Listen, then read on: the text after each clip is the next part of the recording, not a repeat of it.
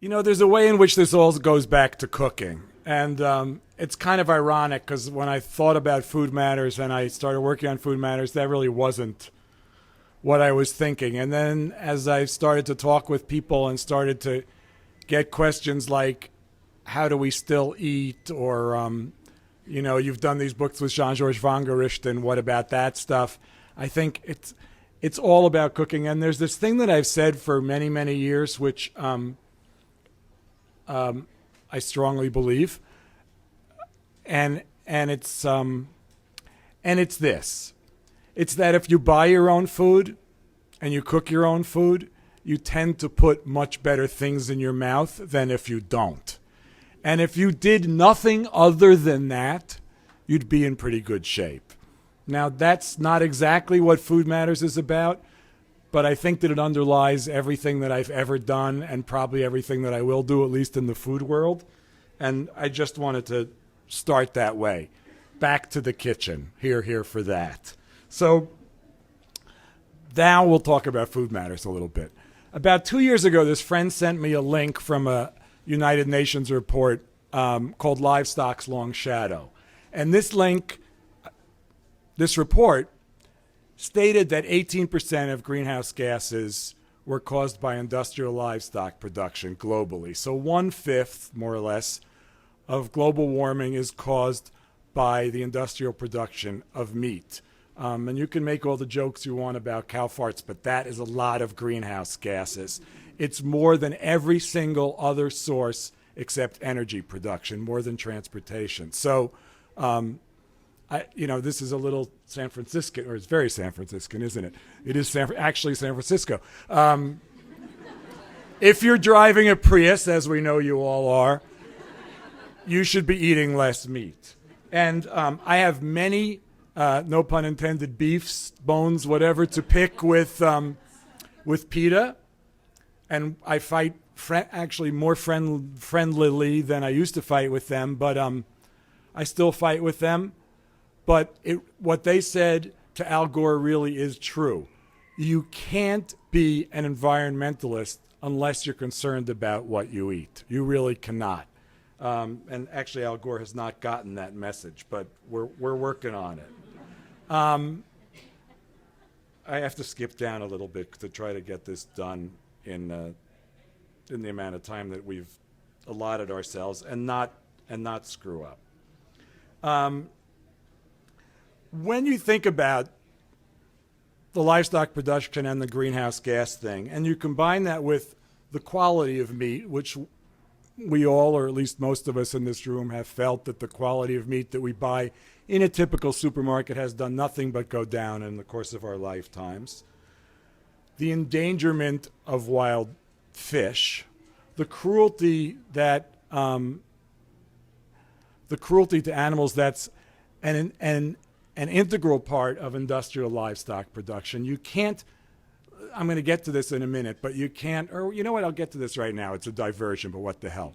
People will say, one of the questions you will ask me is, what do you think about organic? Because I'm not going to mention it, except now I am. But you're going to say, what about organic? And I'm going to say, it doesn't matter how you raise the meat. It can be local, it can be grass-fed, it can be organic, it can be lovingly tended. You can be as nice to the animals as people have ever been nice to the animals, and you can feed them the best organic food you want to feed them. Right now, the issue is quantity. And in the United States, the average person eats a half a pound of meat a day. The same is true in Great Britain and a couple of other countries. To satisfy that need, we process is the nice word, 10 billion animals per year in the United States. Globally, we kill 60 billion animals a year. I know no one's impressed by billions anymore because anyone with a little talent can steal $50 billion, but 60 billion animals is the current number. Now, that's based on us. It's just like energy. It's all just like energy. Americans consume, 20% of the world's energy with, 5% of the world's population?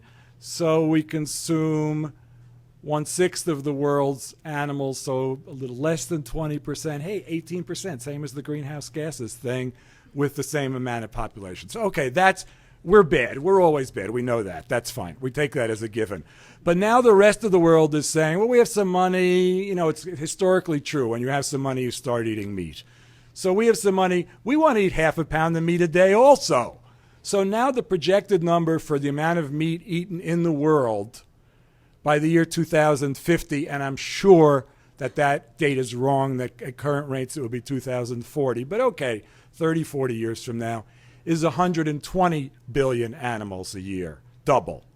This is all, no big deal in a way. I mean, it all makes perfect sense until you consider that to produce the amount of livestock we're producing now uses 70% of the available farmland for livestock production, and that includes indirect production because half of all corn and soy, you're all Michael Pollan fans, I'm sure, half of all corn and soy grown in the United States, for example, is used as animal feed. So 70% of the land that can grow anything in the world is currently being used to grow either livestock or food for livestock.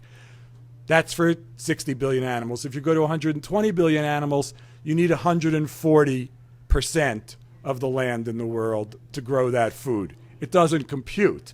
And this isn't one of these things where you could say, 140%, we'll just get more efficient. No, because the way that we treat animals now, you could say whatever you like about it, and I will agree with you. It's the worst conceivable. I mean, Peter Singer's called it concentration camp, and that is what it's like. It's prison. It's just awful. But it's the most efficient possible way to raise as much meat as could possibly be raised. So to raise 100% more than we're raising now without becoming more efficient, the land isn't there. So as I said a couple of minutes ago, it's just like oil. The resources aren't there for the world to grow in the way that it might grow without people changing their behavior. And just like oil, it means that people have to change their behavior, and they have to, for want of a better word, conserve. So this is what food matters.